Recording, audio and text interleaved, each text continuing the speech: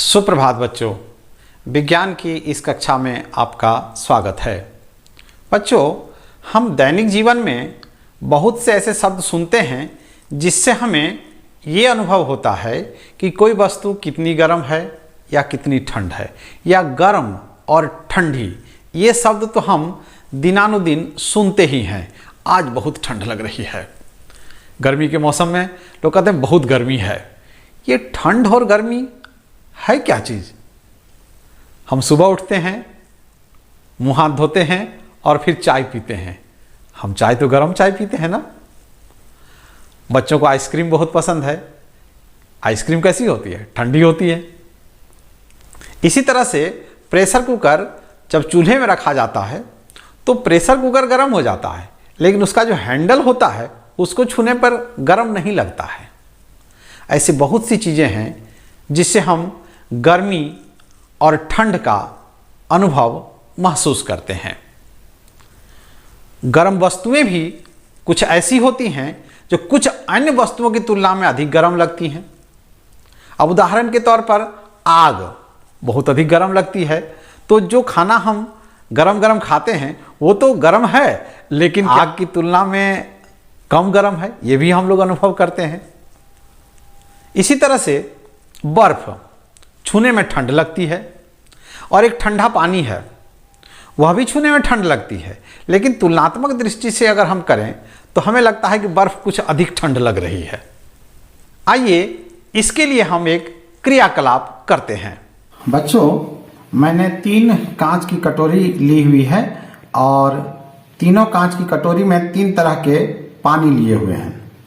इस कटोरी में गर्म पानी है और इसमें बर्फ से ठंडा किया हुआ पानी है। आप बर्फ देख भी सकते हैं। देखिए, ये बर्फ का टुकड़ा है और बर्फ का टुकड़ा डाले हुए हैं, और इसमें नल का पानी लिए हुए हैं। अब तीनों को हम टच करते हैं। आप भी इस प्रयोग को घर में कर सकते हैं, लेकिन सावधानी से कीजिएगा। अब इसको हम छू रहे हैं तो हमें गर्म महसूस हो रहा है।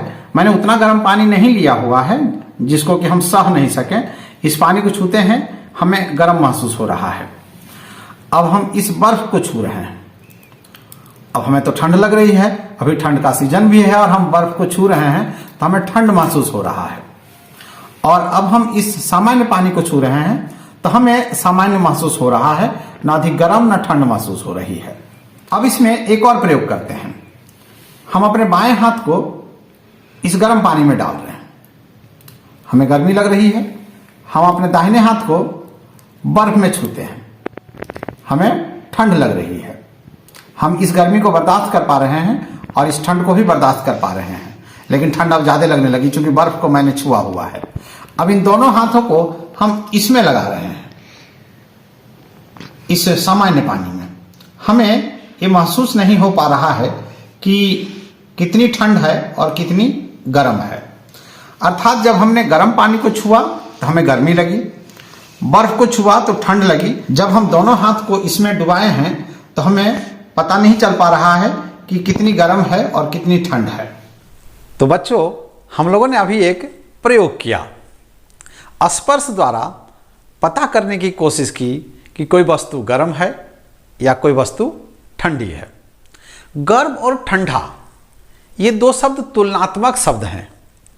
हम स्पर्श करके ये नहीं पता कर सकते हैं कि कोई वस्तु कितनी ठंड है या कोई वस्तु कितनी गर्म है। तो बच्चों, गर्म और ठंड इन दोनों को समझने के लिए हमें क्या समझने की आवश्यकता है? इनके परिमाण को जानने के लिए हमें क्या जानने की आवश्यकता है? जी हाँ, आप समझ गए होंगे कि मैं आपको क्या बताने जा रहा हूं। उष्मा, हीट, ये है क्या चीज? उष्मा भी ऊर्जा का एक रूप है जो किसी वस्तु में ताप के कारण होता है। ऊर्जा के अन्य रूपों की तरह उष्मा का भी प्रवाह होता है। जैसे अन्य रूपों में, जैसे ध्वनि ऊर्जा का प्रवाह होता है। मैं बोल रहा हूं, मेरी ध्वनि आप तक जा रही है, मतलब इसका प्रवाह हो रहा है। उसी तरह उष्मा का भी प्रवाह होता है, और किसी वस्तु में ताप के कारण उसमें जो ऊर्जा है वही उष्मा है। अब यहां एक शब्द आता है ताप। इसे जानने के लिए उष्मीय ऊर्जा को भी समझ लेते हैं। ऊष्मा, जैसा कि मैंने कहा, ऊष्मा ऊर्जा का एक रूप है। तो किसी पदार्थ के गर्म या ठंडे होने के कारण उसमें जो ऊर्जा होती है उसे उसकी उष्मीय ऊर्जा कहते हैं। यानी कोई वस्तु कितनी ठंड है, कितनी गर्म है, इस गर्म और ठंड के कारण उसमें जो ऊर्जा होती है उसी ऊर्जा को उष्मीय ऊर्जा उस वस्तु का कहा जाता है। तो ऊष्मा ताप के कारण होता है। तो तापमान या तापक्रम, जिसे अंग्रेजी में टेम्परेचर कहते हैं, ये क्या चीज है? किसी वस्तु की उष्णता की माप है। यह ऊष्मा का एक प्रभाव है। इससे यह पता चलता है कि कोई वस्तु कितनी ठंडी है या कितनी गर्म है। यानी तापमान से ही हम पता कर सकते हैं कि कोई वस्तु में कितनी ऊष्मा है, कितनी गर्म है, या कोई वस्तु कितनी ठंड है। तो जैसा कि मैंने पहले बताया, ऊर्जा के अन्य स्रोतों की तरह ही ऊष्मा का भी प्रवाह होता है। तो ऊष्मा का प्रवाह किस तरह होता है?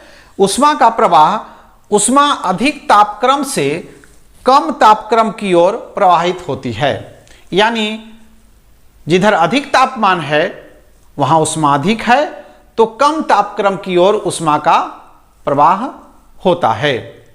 और तापमान को मापने के लिए हम एक तापमापी का प्रयोग करते हैं, जिसे अंग्रेजी में थर्मोमीटर कहा जाता है। थर्मोमीटर क्या है? इससे तापमान हम किस तरह मापते हैं? थर्मोमीटर कितने प्रकार के होते हैं? इसे हम अगली कक्षा में चर्चा करेंगे। तब तक के लिए बहुत बहुत धन्यवाद।